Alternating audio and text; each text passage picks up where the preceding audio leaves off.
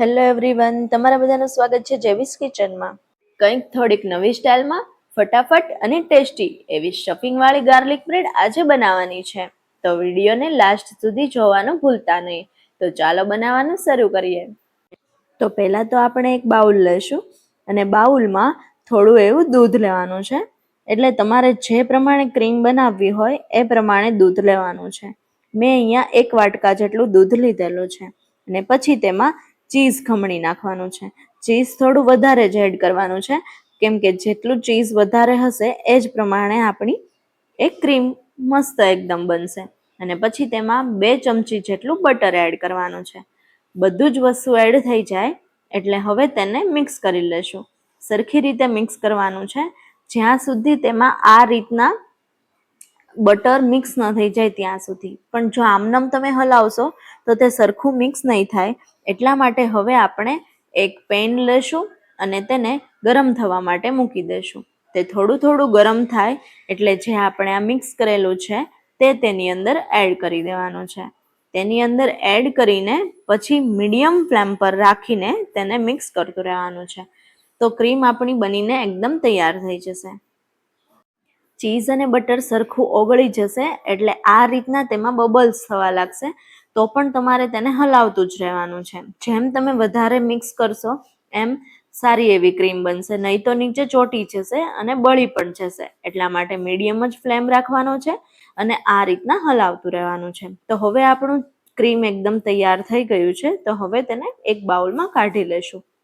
હવે બ્રેડ પર લગાવવા માટેનું બનાવી લઈએ. તો એક બાઉલ લઈશું અને તેમાં 1 ચમચી જેટલું બટર લેશું અને તેની અંદર ઝીણી ગાર્લિક કટ કરીને એડ કરી દેશું અને પછી કોરિએન્ડર એડ કરી દેશું, એટલે કે ધાણા એડ કરી દેશું. અને હવે 1 ચમચી જેટલો ઓરેગાનો, 1 ચમચી જેટલું ચીલી ફ્લેક્સ અને તીખાશ લાવવા માટે થોડો એવો મરી પાવડર એડ કરી દઈશું. તે ઓપ્શનલમાં છે, જો તમારે તે નાખવો હોય તો નાખી શકો છો, નહીં તો ન નાખવો હોય તો પણ ચાલે. બધું જ એડ થઈ જાય એટલે સરખી રીતે આપણે તેને મિક્સ કરી લેવાનું છે. આ રીતનું તમે જોઈ શકો છો કે આ રીતના થઈ જશે. તો હવે આપણે આ તૈયાર છે તો એને એક સાઈડ રાખી દઈશું અને હવે બ્રેડ લઈશું. તમે અહીંયા રાઉન્ડમાં જે બ્રેડ આવે છે તે લીધેલી છે. જો તમારે રાઉન્ડમાં ન લેવી હોય અને સાદી જે પ્લેન બ્રેડ આવે છે તે લેવી હોય તો તે પણ તમે લઈ શકો છો. તો તેને આ રીતના વચ્ચેથી કટ કરી લઈશું અને પછી તેના એક ભાગમાં જે આપણે ક્રીમ બનાવીને રાખી હતી તે લગાવી દઈશું. તો તમે તમારી રીતે ફૂલ ક્રીમ લગાડી શકો છો, પણ ક્રીમ લગાડવામાં તમે ચીકણાઈ ના કરતા જાજી જ ક્રીમ લગાડજો. જો જાજી ક્રીમ હશે તો જ મજા આવશે. તો ક્રીમ લગાવી દઈશું. બધામાં જ સરખી રીતે ક્રીમ લગાડવાની છે અને એક જ ભાગમાં ક્રીમ લગાડવાની છે. બંને ભાગમાં ક્રીમ નથી લગાવવાની. ક્રીમ લગાવાઈ જાય એટલે મેં અહીંયા મકાઈના દાણા બાફીને તૈયાર કરીને જ રાખ્યા હતા તો તે એડ કરી દઈશું. અને જો તમારે મકાઈના દાણાની સાથે સ્ટફિંગમાં થોડા એલેપીનો એન્ડ ઓલિવ્સ એડ કરવા હોય તો પણ તમે તે પણ ઝીણા કટ કરીને એડ કરી શકો છો. પછી તેમાં ઉપરથી આપણે ચીઝ નાખી દઈશું. તો ચીઝ પણ વધારે જ નાખવાનું છે.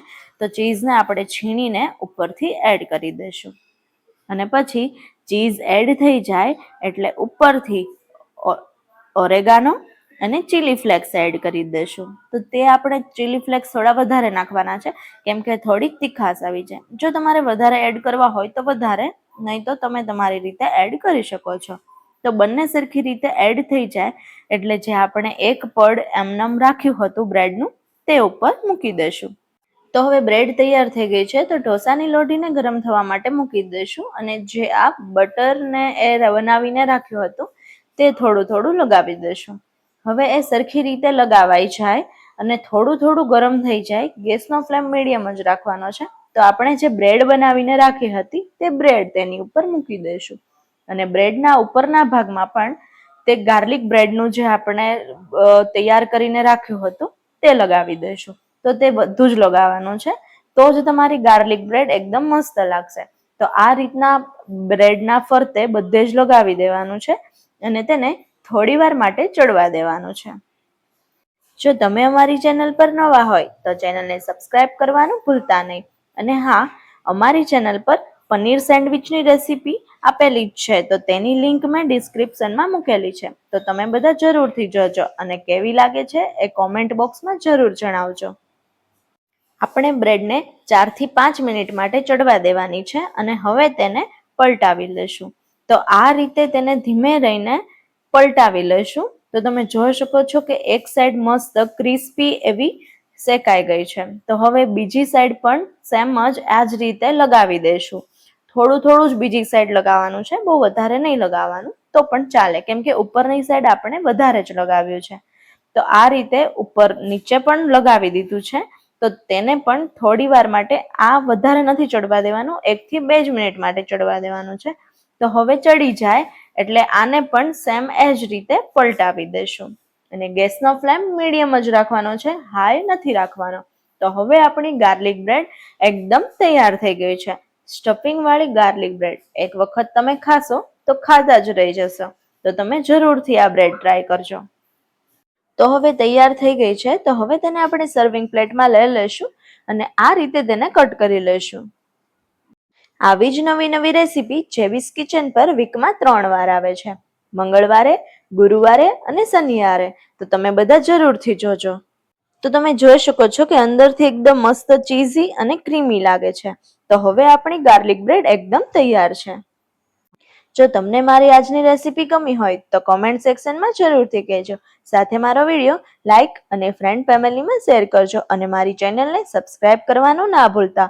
તો ફરી મળીએ એક નવી રેસીપી સાથે. Thank you for watching.